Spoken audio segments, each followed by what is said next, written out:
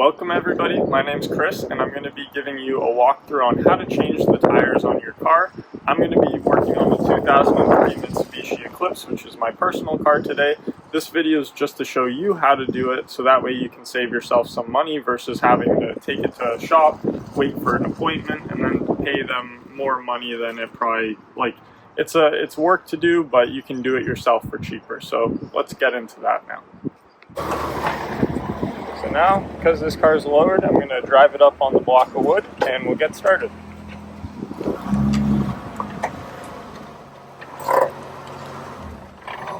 Make sure your e-brake in the car is in first gear so you're not moving around.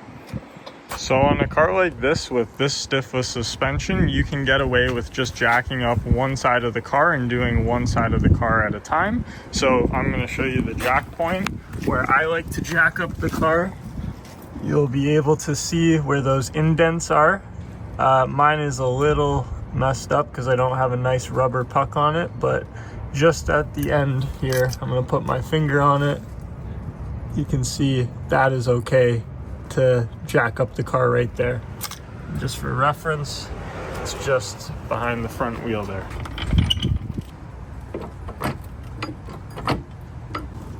So you want to line your jack up just like that and you should be good.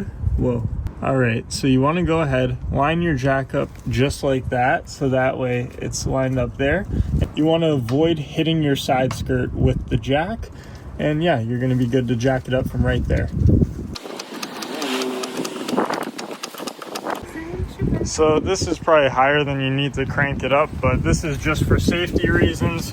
If you want to be extra careful while doing this, there's the frame rail where you can put the jack stand and then just leave your jack like that while you're working on this side of the car.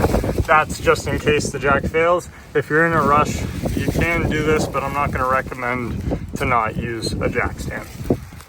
It's still.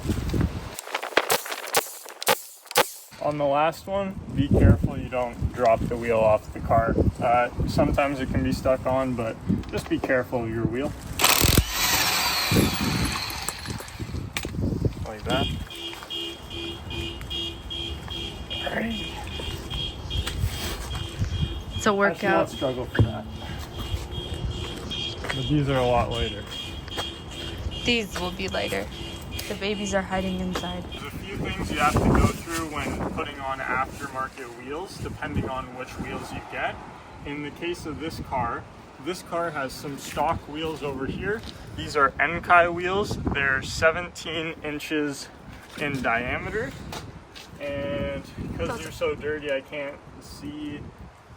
Oh, they're 17 by 6.5. So that means they're 6.5 inches wide in diameter. And on the hub here, they're 67 millimeter diameter in this area right here on your actual hub. This is a Pirelli Ice Zero. This is my winter tire and I run that with my stock wheels. For this one, this is my summer tire and wheel combination. This is an Enkei RPF1. These are authentic wheels, and this is paired with a Michelin Pilot Sport 4S tire. These are amazing wet and dry summer tires. And this wheel is 9 inches wide and it's 17 inches in diameter, just like the stock wheels. The difference is you need this ring, which is called a Hubcentric ring, which actually goes on your hub right here. So what you're gonna do, you're going to put that Hubcentric ring, and that's going to make the diameter of this hub from 67 millimeters to 73 or 72 millimeters. I'll have it in the description. 73. Oh, yeah, 67 to 73. Thank you for that, Jen. So yeah, this is 73 millimeters. So what that does is now this aftermarket wheel, which has an inner diameter here of 73 millimeters, it makes it hub-centric for this car. I can't remember the star pattern. I think it's like a one something. It's been so long, I forget what this actually is, but I'll have that in the description. But basically, this makes this wheel a perfect fit for here. And the weight isn't on your studs, it's on the center and the studs. The wheel's perfectly centered when you put it on.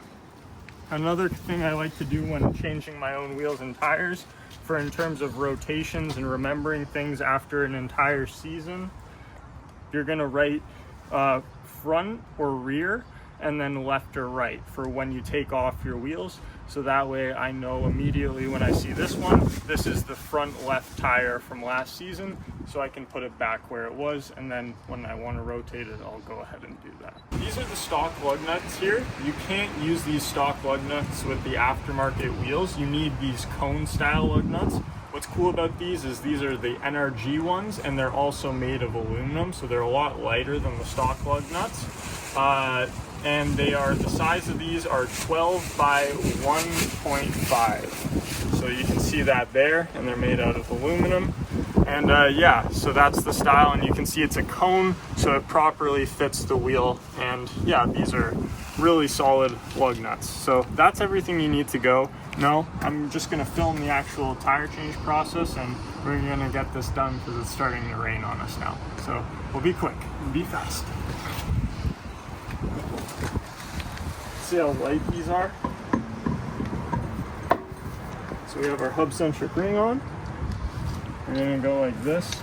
And the one thing about these lug nuts is they have a special tool so you can put them on. So you just put that special tool on your impact gun, and they're kind of like wheel locks too, so no one can steal these wheels from you. And I know I'm gonna get comments that I need hubcaps. I know it looks like crap. I know. Working on it.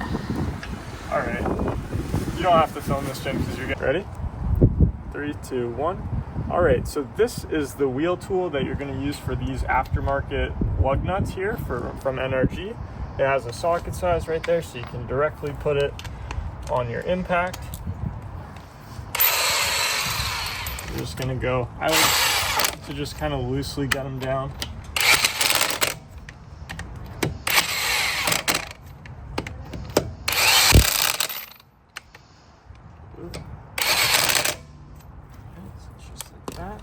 And you're just going to use your torque wrench on the actual lug nuts once they're good, but it should be good enough that you're going to put the car on the ground first. Back, I'm just going to not talk and do as quickly as I can.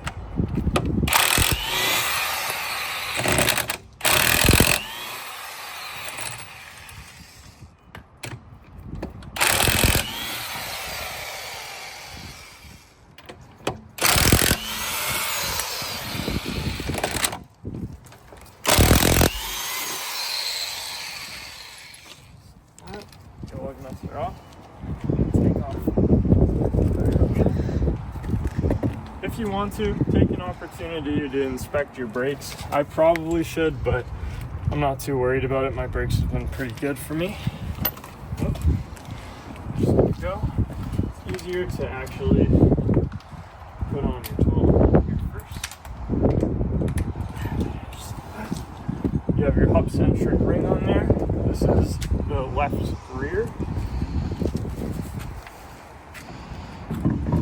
Just be gentle with your wheels. Treat them nicely. When you do your own tire change, you are going to treat your car way better than any mechanic that's getting paid hourly or fixed rate at a mechanic shop that's under pressure to get cars in and out of the shop. So that's what I like about doing this. Yes, it does take time and take some effort, but I know it's done properly. I did it myself. It saved me some money. And I have that peace of mind, and I know I didn't damage anything, or I know if I did damage something.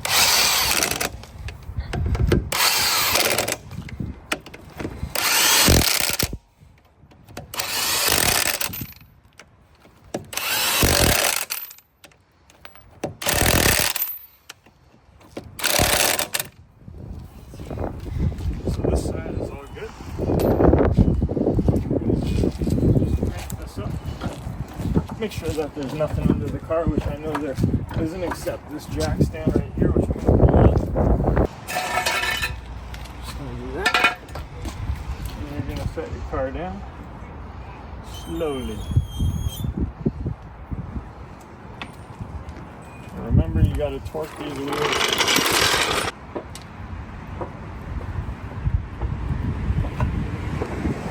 Time to do the other side. General rule of thumb is about 100 foot-pounds. I like to do about 90 foot-pounds on the lug nuts. I've never had issues with lug nuts coming loose at 90 foot-pounds. You're gonna have your lug nut and push down when you're using the torque wrench. Don't be pulling up on it. You're wasting energy if you do that.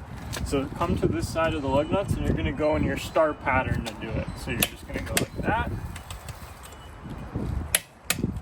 And after you hear that click, stop pushing. Don't over torque by keep pushing on the torque wrench after you hear the click. When you hear the click, stop putting pressure.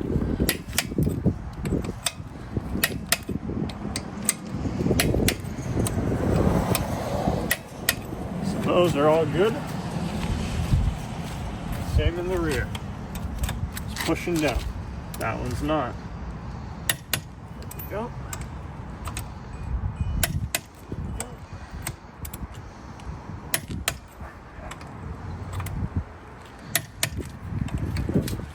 So I know all 5 of them are good after this, but a good practice is to just double check all of them to make sure that they're all nice and tight. Never hurts to double check your lug nuts. And then proper procedure is you go drive the car around. Generally what mechanics will do at some shops is they take it on a test drive after torquing down the wheels, and then they just double check the torque on them one more time, and then the car is good to go. All right, so the car has all 4 wheels now completed. Everything's been done on all 4 sides. The wheels have been put on, everything's been torqued down. Now I'm just gonna go for a quick loop around the block here, and then when I get back, I'm gonna just torque them down one more time, and then you are all good to go. All right, ladies and gentlemen, so I went ahead, I cleaned up these old, like the stock wheels and tires, so they're ready to go in their bags. I'm just having them dry. You wanna make sure that these are labeled, so you can see you have the label. That was my girlfriend's dad who wrote them on the actual wheel. I prefer to write it on the inside of the tire, so that way you can't see it when you're driving around, and then you don't have it on the wheel either. But other than that, these are all cleaned up. You want to have your lug nuts in place, so make sure you have all 20 of your lug nuts, or however many your car has, and double check that you have all of them. You're not leaving any on the ground. And then I got back from the test drive, obviously, and I torqued down all the wheels lug nuts. So yeah, every lug nut got torqued down, and this car is ready to go. So the last piece of advice, you're going to want to take this tool that gets those aftermarket wheel lug nuts off, and you're going to want to keep it in the car, so that way, for whatever reason you got to take off those wheels, you have the tool and it's no problem for you to take this off. I keep mine in the glove box, so that's just nice and easy to remember. But yeah, remember to do that. And then the last piece of advice is when you have a torque wrench, make sure you set it to 0 foot-pounds when you put it away, so that way your torque wrench stays accurate. Anyway, have a great day. Thank you so much for watching, and I'm glad you know how to seasonally change your own tires now. This is obviously regarding cars that have 2 sets of wheels and 2 sets of tires. You need to take it to a shop to actually have tires mounted and balanced, which these Enkei RPF ones with the Pilot Sport 4S's are already mounted and balanced perfectly. So this car is perfect, ready for this. So I hope this video was helpful. I'm just showing you this one side because it's the exact same process on the other side. I'm going to put the car up on the wood, jack it up, have that jack stand underneath, take the wheel off, same process. So I'm not going to bother explaining things twice and showing, there's no point in me showing the other side.